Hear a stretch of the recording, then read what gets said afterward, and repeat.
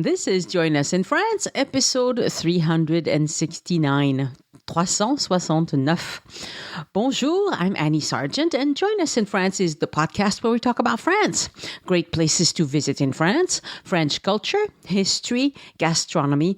But today I will not update you on news related to travel during the pandemic because I'm pre-recording this episode 12 days early and things change too fast. Today I bring you a conversation with my friend Elise Riven of Toulouse Guided Walks about Perigueux in the Perigord. Even though I was born and raised in the southwest of France, somehow I had never made it to Perigueux until recently, and I was utterly charmed. It is likely that you will too. The French expression of the week is l'habit ne fait pas le moine. Love the podcast and feel like helping out? Check out my boutique where you'll find my cookbook, Join Us at the Table, my Paris tours on the Voice Map app. They make for great belated Christmas gifts for a fellow Francophile. And my itinerary planning service where I help you craft the best vacation in France specifically for you. It's all at the boutique. joinusinfrance.com/boutique. And please follow Addicted to France on Instagram to see my photos of Perigueux. I will post them this week.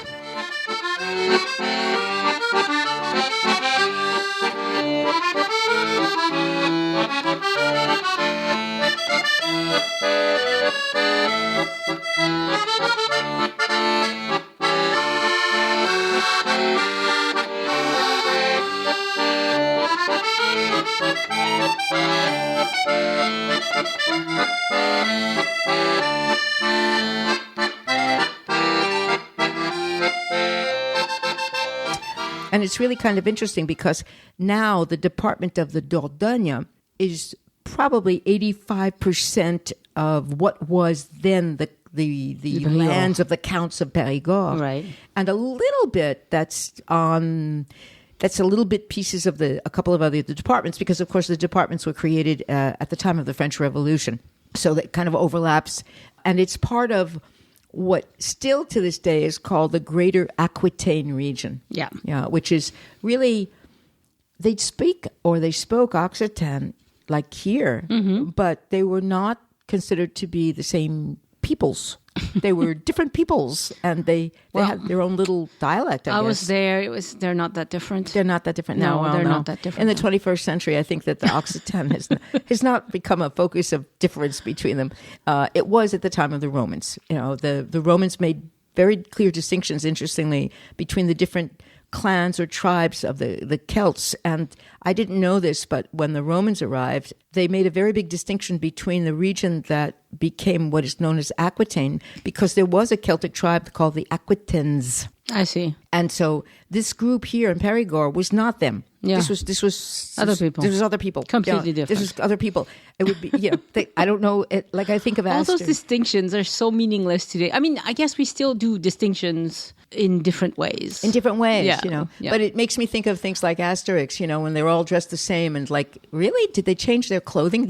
Once they went from this part of whatever it was to that part? I don't know. It was kind of fun. Probably not. Probably not. But anyway, it is a fact that Perigueux has been, in one form or another, the major.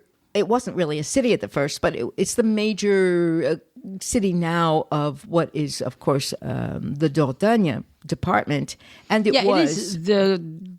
It's the biggest. It's the biggest. Yeah. Which is not very big. It's a fairly rural area. I mean, right, but it's still a city. I mean, it's still a city. Yeah, the city itself is the city limits. It says 65,000. Okay, and the area with, I guess, its outlying districts is about 150,000 people, which is moderate sized for France. Right. So what's really surprising about Perigueux is that it has this absolutely wonderful basilica on top of the hill. Right. It's Byzantine kind of looking. So if you can picture what the Sacré-Cœur looks like, it's that in Paris, the Sacré-Cœur in Paris. It's that sort of building. Right. With the domes and things like that. It's really beautiful. And inside is also a very nice church. And what you look at, what you do around there, it's kind of all around a medieval. Well, it's not really medieval anymore. They say it's the Renaissance part of Perigueux, Right. which is A little bit like Sarlat, I think. yeah, it's late. It's 1400, 1500, 1600, 1700s probably is when most of these houses were built. And there's this beautiful kind of walk you can do around there. We tried to follow the tourist office map, and it was not as easy as it should have been. Oh, yeah. Was there markers on the ground? Some markers on the houses here and there, but really the whole old city center is really interesting. Right. There's a few outstanding buildings that you can't. I mean, if you look up, you will see them. It's a place with a very distinct Renaissance area and the ancient Roman stuff. Right. And both are really very interesting. You could do it all in 2 days if you weren't trying to see everything, which is what I was trying to do. Right. But if you could do 1 day or a little more maybe to do the newer part, so the Renaissance part, Middle Ages part, yeah. and then you do have to go to the area that's from Roman times. That's only a half a day, but it's really, really nice. Right, and it's very interesting that you describe it that way, because that in talking, we'll go in a few minutes when we'll talk about the history of the city. There's a very specific reason why, in fact, it really is almost like two separate areas. And one of the things I was reading earlier today was that the old medieval Renaissance section is about 12 hectares, which is pretty big. For an old city center in a center of a medium-sized city. I mean, it's a preserved area. The whole area is a historical area that's completely preserved, and and the church is, of course, very, very famous, because in France there are only 2 or 3 churches with those kinds of strange Byzantine domes. Yeah. And it is not a Byzantine church; it's a Roman Catholic church. Sure. But Cahors also has a church with a Byzantine dome, and nobody really knows why. There are 2 or 3 other places, and it's all more or less in the same area, which is part of South Central France. Why was it a specific builder? What exactly happened? Yeah. Was it somebody coming back from the Crusades who was a lord who said, "Oh, I really like that style. Maybe, let's do it this way," But it makes it very distinctive. It's very distinctive, and it's beautiful. Yeah. I mean, I do also love the Gothic cathedrals and the Romanesque cathedrals. Right. But, I mean, the Byzantine ones do stand out quite a bit, because we don't have that many of them. No, we don't have that many of them. And those domes are pretty high. Mm-hmm. They're very, and they are very strange looking compared to most of the churches that you do see. They are very distinctive in that way. And maybe it was I can imagine somebody coming back from a crusade, because a part of the building is really from the 1100s, and going to Constantinople and seeing the Hagia Sophia, which of course is the biggest dome in the world, and going, "Hey, I'd like to have a dome like that here." Yeah. So we were there during a long weekend, and I hadn't really planned this out very carefully, so I hadn't reserved any restaurants. Mm-hmm. Perigueux is famous for its gastronomy. Yes. And there are some lovely restaurants that we stayed at a B&B, so our host recommended several, but I called them and they were all full. So we couldn't get into any of them. But I will put the list in the show notes of recommendations, even though I haven't used them. I haven't been myself. I trust this guy knew his food. So I think they must be very nice if he recommended them. We ended up eating at a Indian restaurant near the center, and at a Mexican restaurant. Oh, how funny. With Mexican owners, and it was lovely. It was real Mexican. It was real Mexican. Mexican in Perigueux. Yeah. Here you we go. We couldn't even figure out what their menu. So my husband, he ended up, he thought he was ordering 3 tacos, and he ordered 3 plates plates with tacos and beans and rice. My gosh. So he was like, oh, I can't possibly eat all that. Anyway. Did you have a doggy bag for the next 2 days? No, we did not. He ate what he could, and then we said we're done. Thank you.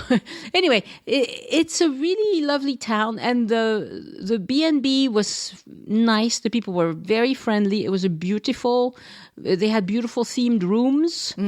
A very, very nice place, but the bed was hard. Oh, that's good. No, it's bad. Oh, I like good, hard. No, it was terrible. Oh. I really couldn't sleep very well. So, and my husband couldn't either. It was really too stiff for me. So, but I will put the recommendation in the show notes because in every other aspect, it was very nice. Well, that's good. Yeah. Just talking about food and gastronomy, the Dordogne, but all of the Perigord is really famous for food. Yeah. In general, I mean, for being a very, very big gourmet area. And it happens that in Perigueux, there is a festival of gourmet books. Every Gourmet other what? Books. Books? A book festival Okay. of cooking, of cookbooks and of books that are all about food. Every other year. And I would love to go to it because my guess is if they have cookbooks and things like that, they have samplings of everything at the same time. And I'd like the idea. So we went, there was a little downtown market as we do in France, and they were selling something. My husband's going to tell me I got the wrong name. I think it was called coucougnette or something. Uh-huh. And it's what it is foie gras with a coat of something sweet. Oh. So you could buy it with strawberry or with vanilla or whatever. And we got one. I think we got the strawberry. And it was delicious. Was it really? Yes, it was very good. It's an odd combination. Yeah, and it's like a little ball. It's the size of an egg, more or less, and it's like €5. You're right. And for two people to have to share a little bit of foie gras, it was good. It was good. In fact, of course, the two things that are the most significant in relation to Perigueux is foie gras and truffles. Mm-hmm. The truffles. This is truffle country. This is black truffles, not white truffles. And I made a very short list of a few of the specialties. And they make a special, it's very interesting. They make, I wonder if this wasn't it, except they didn't put the name down, but it doesn't say anything sweet. They make a roll, and it's a mixture of a pâté and truffle and foie gras all together. Well, there's got to be the coucougnette au foie gras, au truffe. So it must be something There's very gotta similar. be something. And it's been around since the 1400s. So this is really, the kings knew about this particular thing. They would get the truffles sent up to Paris and from this particular area. And of course, there are the walnuts of Perigord. Yeah. Which are one of the two AOCs of walnuts in France. People probably think that's silly, but just like with wines, I mean, there are two regions in France that have walnuts that are verifiable to be the best walnuts you can possibly have. Yeah. And one of them is sure. Perigord, and the other is the area around Grenoble. Yeah. But these are delicious. Yeah. And then they have a soup that I'd really like to taste called the Tourin. And it's a soup that's made with garlic, onions, tomato, and a little bit of duck fat. And I saw a picture of it, and it looked kind of good to try, you know. So, of course, the whole region of Dordogne is excellent for food, no matter what. Yeah. I mean, this is duck country, foie gras country, truffle country. But I would recommend, is really famous, right? But if you want to go to some of these better restaurants, even the ones that don't have stars, but that are highly recommended because it's good. Good local cuisine, you really should reserve at least a couple of weeks in advance. Right. And of course, it was a long weekend. There were a lot of people everywhere. So that's probably why. Maybe if you go in the dead of the winter, you don't have to reserve. I don't know. But yeah, don't. Do they have any starred restaurants? Do you know?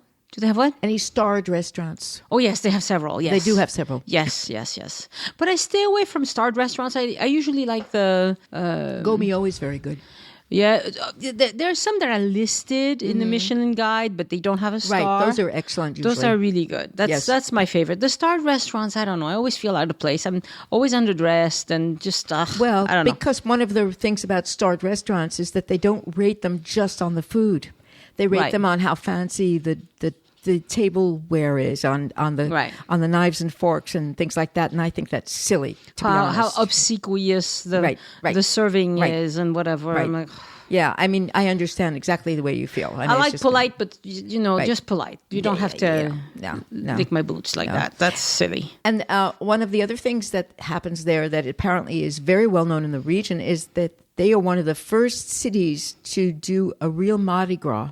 Oh. And it's a huge event. And it's the biggest Mardi Gras in the whole southwest of France. Which I did not know. No, me neither. There's a Mardi Gras in Nice, and there's a Mardi Gras in Lille, which is the north, all the way up in the north. I knew about those. Right. And this one is a biggie. It's a really big event, and apparently people come from all over to participate in this Mardi Gras. Excellent. So, I mean, that means that there are different events during the year that are really worth going to see. Yeah.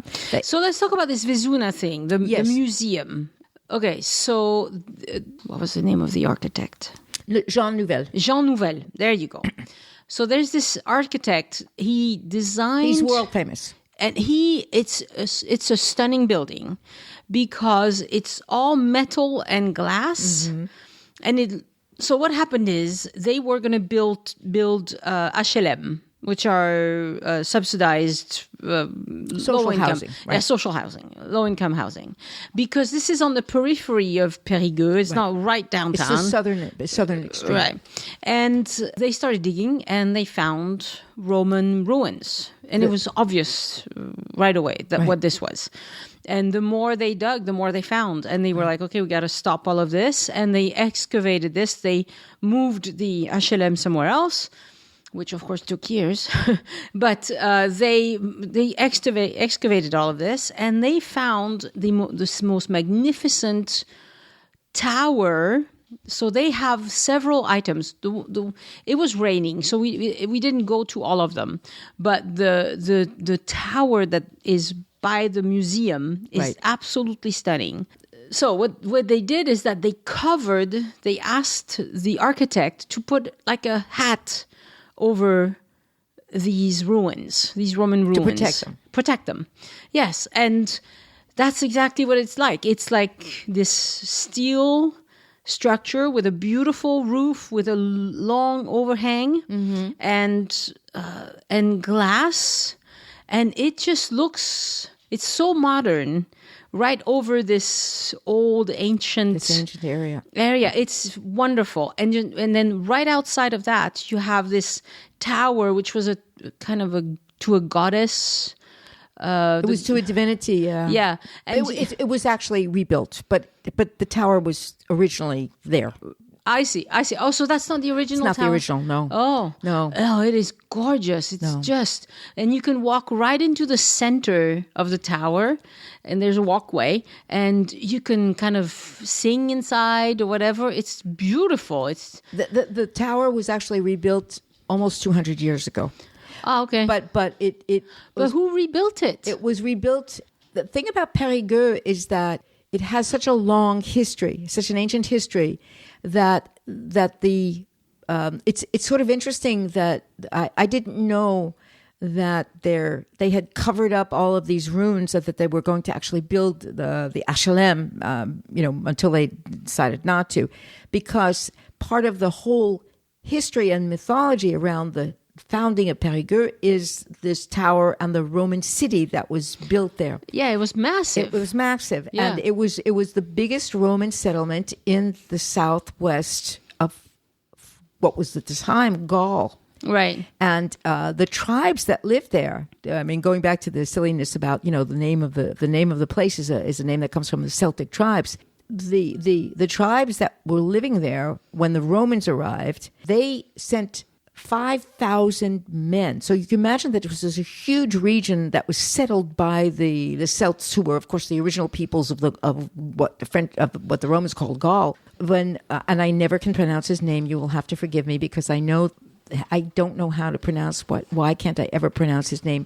The wonderful, famous Celtic leader who fought against Caesar, Victor. Vercingetorix? Yes, I can't say it. Vercingetorix. I can't say it. Anyway, the peoples of what was Perigord, which is the Petrocore they sent an army of 5,000 men to fight with him against the Romans in 57 BC. They lost. This was the very famous, very big battle that was the final decisive battle that eventually made all of this area Roman, basically. Mm-hmm. And when the Romans took this area and went back to where these peoples were living, they built a city that was called Vesuna. Right. And that's the name of the museum And that's today. the name of the museum. Yeah. And like they did in other places, eventually everybody got them mixed together. And so this was a very big, affluent, important city under the Romans. Mm-hmm. And there was nothing else at the time. It was just that. This is what was now where the museum is, this kind of southern part of what is now Perigueux.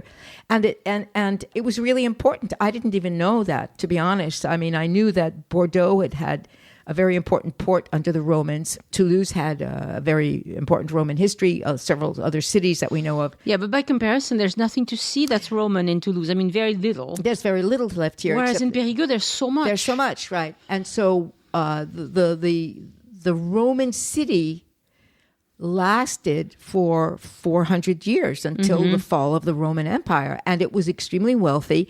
And it's on a river called Lille, which I think is very kind of strange because Lille means island. And the river is called the Lille. You know, how do you spell that? L'Isle, like the island. Okay. So and that river goes into the Dordogne River, which empties out right at Bordeaux. Uh-huh. So there was an enormous amount of trade going back and forth between Bordeaux and the Atlantic and this city called Vesuna under the Romans. Mm-hmm. The problem is when the Roman Empire fell, it fell because of all these invasions. And the invasions basically were coming from every direction you can possibly imagine. And so the original city, most of it was destroyed.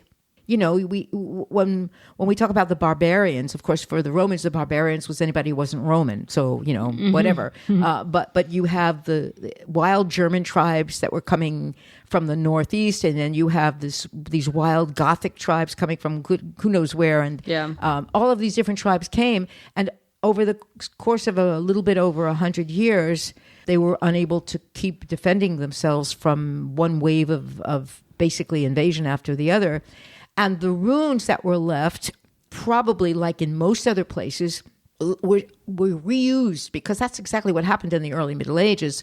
Once things kind of calmed down and stabilized again, they simply took the stones and the whatever it is that were the materials that had existed before, right, and reused them. And they reused them. Yeah. So they rebuilt this famous tower one but time. You said 200 years ago, and then that again we're talking almost 2,000 years ago. It apparently had fallen into ruin, and then it was rebuilt again in the beginning of the 19th century.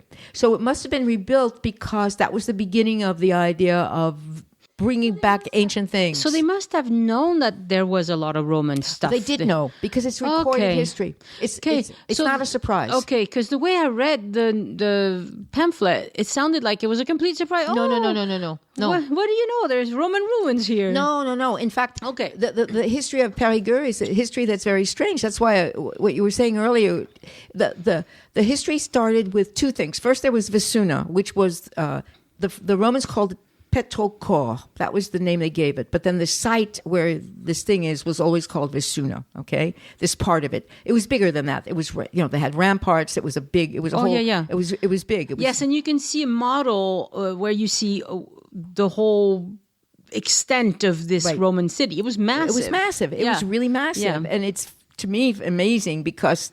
How many places did they do this? They did this in a lot of places, the Romans. They were amazing.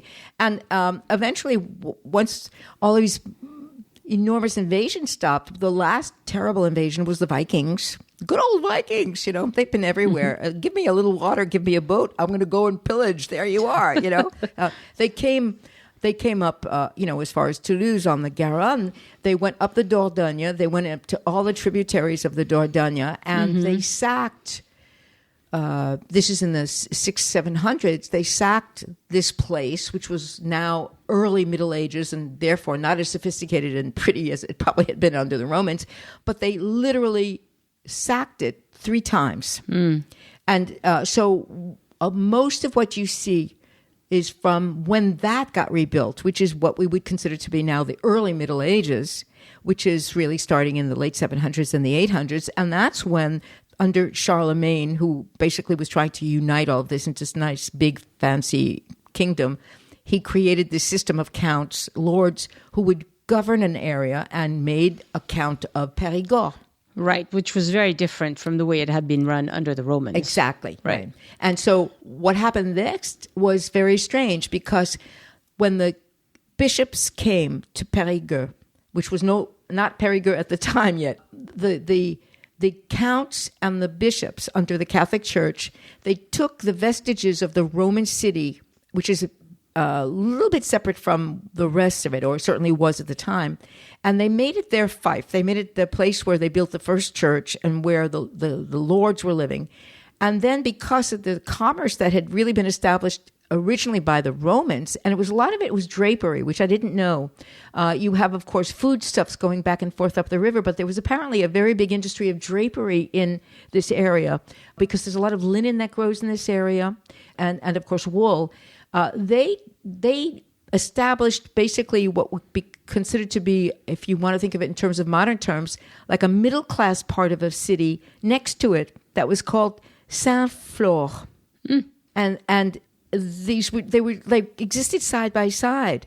But apparently, what happened, and I really didn't know any of this history about this area before, there was a lot of rivalry between the two, which is typical because the burgermeisters, the merchants, are the ones that had the money. But it was the lords who could tell them what to do, and they didn't want to be told what to do. Sure. And then you have the bishops who were telling the lords what to do. So everybody hated everybody else, basically. And this went on for several hundred years. And the fighting got so bad that because they were all fighting with one another, that the English, thanks to Eleanor of Aquitaine marrying Henry II of England, this is in the 1100s, they said, guess what? We're the new masters of this area. And then the French said, no. And so they started fighting with each other, on top of everybody else fighting with each other down below. And it took about a couple of hundred years before they decided whether it was English or French. Yeah. And half the lords pledged allegiance to the English crown. Half the lords pledged allegiance to the French crown.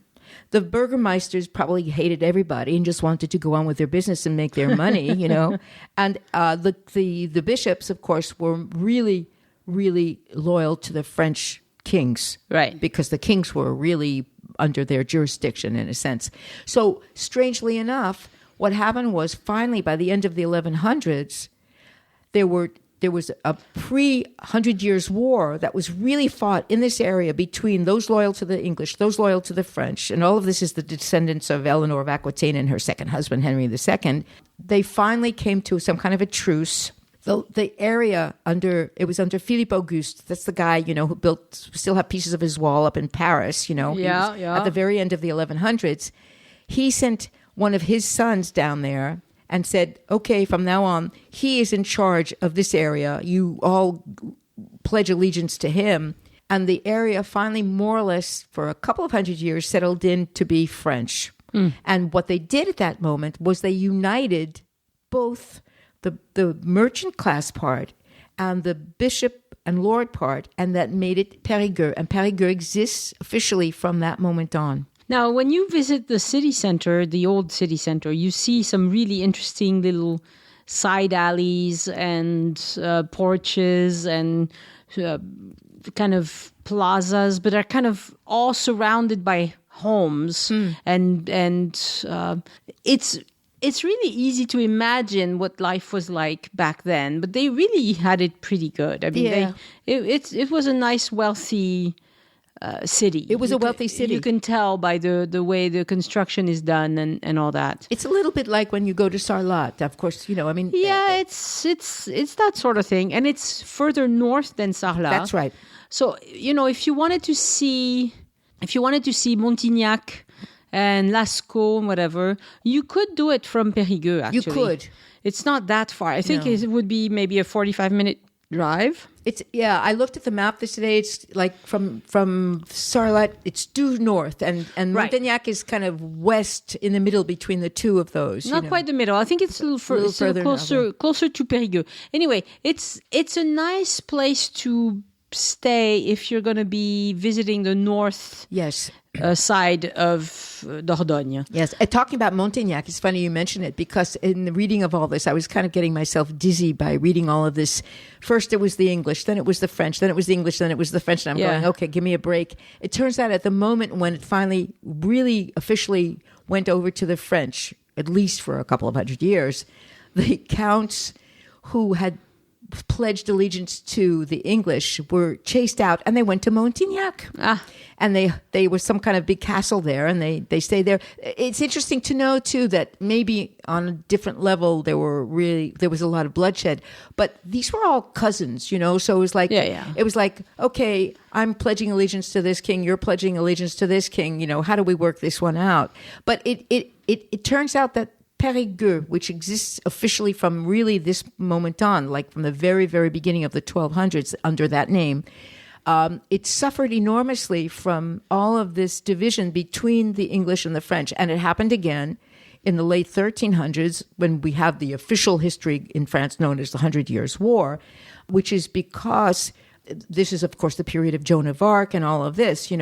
The history of Aquitaine is a history where the English court can claim a lot of the land there. And so they started up again. And so there was a lot of pillage again. Perigueux is actually amazing that it has survived this long because reading all the things that happened to it, it's just amazing that it wasn't just razed to the ground and well, left, that's probably why they have so many Renaissance houses, because for a long time they if they kept being pillaged and then rebuilt, then there wasn't anything left from medieval times. Because it's true that in other cities you do see still a lot of medieval, right? Not in Périgueux. It's all Renaissance. And then you get to the middle of the 16th century, and then you have the War of Religion, which is the French versus the French, and there is where you really have you really see how things can divide a group of people, because it was basically a Catholic city, but part of the nobility had converted to Protestantism. The Protestants seized the city in 1575. Half of the ministers and half of the generals and half of the nobility had really become Protestant. They took over the city of Perigueux. They actually occupied it for 6 years. They did a lot of damage to the city. But what happened was the peace was made because the grandmother of the very famous King Henry IV, who of course was born Protestant and then swore allegiance to the Catholic Church to become king, she was the noblewoman of the area. And so she negotiated a peace in the area. The Protestants left, and they basically pledged allegiance, and from then on, forever and ever, to the French king, and basically got some peace in the area, because they were really, I mean, if you read this on paper, you can't even imagine what it must have been like to live through all of these periods of crisis for one reason or another. And then basically life goes on in a very prosperous way, and they adhered to the revolution without being too revolutionary. It was more or less a calm period for this region around Perigueux. But the last piece of really fascinating history is during World War II. And it turns out, this is like when we talked about Oradour-sur-Glane a little bit, and it's of course not that far away from Perigueux. Yeah. It's really not. It's only it's 80 kilometers. It's really not that far away. Mm-hmm. It turns out that Perigueux itself, the city, and of course the hills around it, were the site of one of the most important resistant groups created during World War II. Mm. And they had a huge following. The city really resisted enormously, but they had armed resistance in the city and in the hills around it. And it was a group called Combat. That was the official name of this particular group. And they are in history, they are considered to be one of the best and one of the first of the really important resistant groups that fought against the Germans. And when, of course, in 1942, the Germans came into the Southwest, they had just been not too far, but had not occupied Perigueux until the fatal period of 1942. there were huge fights and combats in and around the city because this was a group that really was armed. They were getting a lot of help from the English who were parachuting things in. And I didn't know about them. They really apparently were one of the most important groups. So what happened was that they basically fought from 1942 to 1944. There were constant excursions. There were constant battles. Of course, a lot of the people were taken hostage and suffered because of this. But they put up so much fight that they were considered to be one of the bravest cities in terms of resistance to the Germans. So is there a resistance museum in Perigueux? There is a military museum. I don't know. Okay. It's not officially called a resistance museum. So my guess is that it would have some information about the resistance. Yeah, now I remembered. I think it looked like there were uniforms and old guns and old things like that. Maybe. I don't know. But there, from what I could see, there are 3 museums. One is, of course, the new Gallo-Roman site. One is an art and archaeology museum, and one is a military museum. But it's the irony is, of course, is that in 1944, it was in and around Perigueux that the German soldiers were stationed that went and did the massacre in Oradour-sur-Glane. Mm-hmm. These were soldiers, they would probably have massacred many more people in Perigueux, but they were called up to go to Normandy because it was just at the moment after the Normandy beach invasion. And so they were in the process of starting to take hostages and kill people because the resistance were acting more and more to get rid of them. But apparently they were considered to be one of the most valorous of all of the resistant groups in the history. It's kind of interesting. Yeah. I don't know, did you notice any resistant statues or anything like that? I did not. No. I did not. But it's, it's this sort of, I wasn't there that long. I mean, it was just 3 days. There are some cute villages around there, but there was plenty of rain. And so I'll list them in the show notes if people want to go see some stuff around. We went quickly. We drove there, but we just didn't take the time because that's also the day when we went to Les Milandes. I wanted to stop at Les Milandes again. You wanted to stop at Milan again. Right. And so that took, 3 hours. Right. So we only had 1 full day plus half of a day the next morning. Right. I mean, it is an area that is really, really rich in history. Yeah. Really. And it's a pleasant town. It really is pretty. A pleasant town. I wouldn't stay there a whole week. Right. But for a couple of nights, it's really good. And if you're interested in Roman ruins and things like that, Vesuna is really impressive. And John Nouvelle, who's extremely famous, he has done some fabulous. He's from around here, right? He's from Fumel, I think. Fumel. I don't know where he's from. I think he's from the south. Well, he's just he's done some absolutely incredible buildings, everywhere. And so I didn't know he'd done that, but now I'm very excited at the idea of going and visiting it. Yes, actually. And inside you see some. I mean, like one thing that stood out to me, there was this old. It said it was a water pump, and I thought, a water pump in Roman times? How could that possibly work?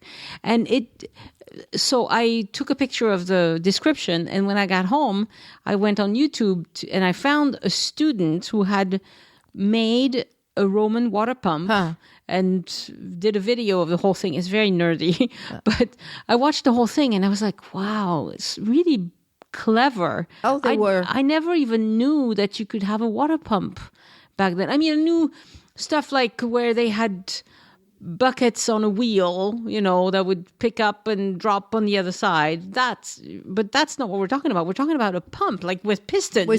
Well, the Roman villas, which of course were the very fancy plantation houses of the rich, they had running hot water that actually heated the floor. The floor. I mean, they were amazing. Yeah. They were absolutely amazing. They really were. Talking about Perigord and food, I mentioned the Mardi Gras. There's also several music festivals. Why did I say food? I don't know. Talking about Perigord and festivals. There's a festival called the Silver Truffle Competition. I love the name of it. Okay. It exists. It's been around since 1985. Believe it or not, it's a music festival. I have no idea why it's called the Silver Truffle Competition. Maybe they get a silver truffle as the prize for the best music. And it's for French music and French songs. And it's called Silver Truffle? Yes. It doesn't have a French name? Of course it does. I just translated it into English for our listeners. Oh, okay. So in French, it's called what? It's called the Truffe d'Argent. La Truffe d'Argent? Yeah. Oh, that could be a nose, too. It could be a nose. I have never thought about it being a nose or not. It's in July and August of every year. It's a competition. They also have a Baroque music festival called Symphonia. Oh, Symphonia. Yep. Huh? And they have a jazz festival all through July and August. And it's outside on all the public squares. And it's called the Macadam Jazz Festival. So they've got a lot of music going on there. It's definitely a center of a lot of activity. Even in November, there were a lot of people, and our host said, probably you should have reserved your restaurants because they are popular and they fill up. And of course, if you can have a fabulous meal for €50, obviously they fill up. That's right. That's right. There are officially 10 hotels. No, I'm not talking about B&Bs. Of course, right. No, I'm sure there are lots more B&Bs and all kinds of things like that now. But there are actually, it's for the city center of Perigueux, there are officially listed as 10, but I would imagine that you could triple that if you include chambre d'hôte, B&B, and all the rest of that, and gîte and everything else that go in. I noticed, since I hadn't slept very well, I noticed that there was a Novotel. She likes chain hotels. I like chain hotels she likes chain because hotels. I know what bed I'm going to have. Why don't you like a hard bed? Because I am a soft person. Oh, I need softness around me. I don't know what to say. I can't take a hard bed. It's horrible. Really? So Novotel, I thought, maybe I should have stayed here at the Novotel. Next time I come, I'll try the Novotel. All right, you tell me which hotel had the hard bed. I'll go there. So really, I'll put it on the show in the show notes. But anyway, it's a fabulous area. It's filled with really wonderful historical things to see. It's very beautiful as an area. It's this is not the Dordogne. I think most people know is not what you call dramatic landscape. It's green. It's kind of rolling hills. It's not huge cliffs, high mountains. It's not extremes of that kind of thing. It's very beautiful and filled with really very, very ancient things all over the place. And so we have the Petrichor, who gave us the Perigord, who gave us Perigueux, and there you are. And it's a lovely place to spend a couple of days. And there you are. Merci, Elise. Bye. It's because they are popular and they fill up. And of course, if you can have a fabulous meal for €50, obviously they fill up. That's right. That's right. There are officially 10 hotels. No, I'm not talking about B&Bs. Of course, no, I'm sure there are lots more B&Bs and all kinds of things like that now. But there are actually, it's for the city center of Perigueux, there are officially listed as 10, but I would imagine that you could triple that if you include chambre d'hôte, B&B, and all the rest of that, and gîte and everything else that go in. I noticed, since I hadn't slept very well, I noticed that there was a Novotel. She likes chain hotels. I like chain hotels because I know what bed I'm going to have. Why don't you like a hard bed? Because I am a soft person. Oh, I need softness around me. I don't know what to say. I can't take a hard bed. It's horrible. Really? So Novotel, I thought, maybe I should have stayed here at the Novotel. Next time I come, I'll try the Novotel. All right, you tell me which hotel had the hard bed. I'll go there.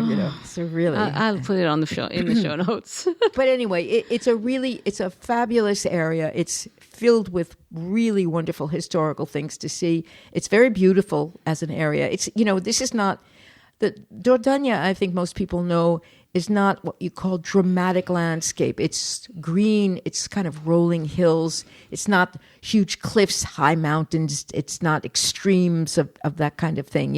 It's very beautiful and filled with really very, very ancient things all over the place. And so we have the Petrichor, who gave us the Perigord, who gave us Perigueux, and there you are. And it's a lovely place to spend a couple of days. And there you are. Merci, Elise. Bye. Again, I want to thank my patrons for supporting the show and giving back. Patrons get many exclusive rewards for doing so. And if you join today, you can see all of the previous rewards, and there's quite a few. You can see all of that at patreon.com/join us. Thank you so much for supporting the show. Some of you have been doing it for years now, and I love you all. There is no shout out to new patrons this week because I'm pre-recording this episode, but I would love nothing more than to have several new patrons to thank in the new year. The French history brief might be something you'd like, or videos of France, or a chance to ask me any question you'd like via Patreon. Take a look. Rewards start at $2 a month. But I do want to thank Melanie Gazer and Jonita Boothman for emailing me with suggestions on how to make the show better for this coming year. It's always good to hear from listeners, especially when they have great ideas. Keep them coming. And of course, I want to thank all the people who volunteer their time to come on the show, because I know for a fact that most of us don't enjoy the sound of our own recorded voice when we're not used to it. Some people are shy, some people are reserved. They don't know what questions I'll ask. Although if you listen to the podcast, you know that the point is not to embarrass anyone at all. Well, actually, someone wrote in their iTunes review that they really don't like me because I correct people's French. I don't think I correct people's French per se.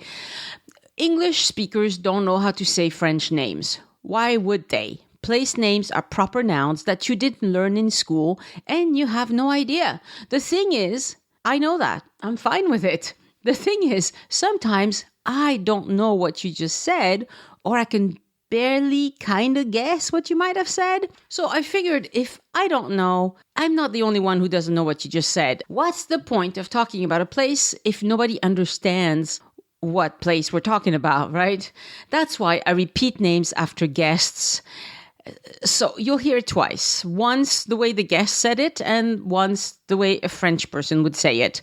And it's also a little bit selfish on my part, because weeks after the recording, when I get the episode ready to be published, it's clear what to write in the show notes. When I started doing this, I would be editing the audio for shows, usually, 4-6 months after the initial conversation.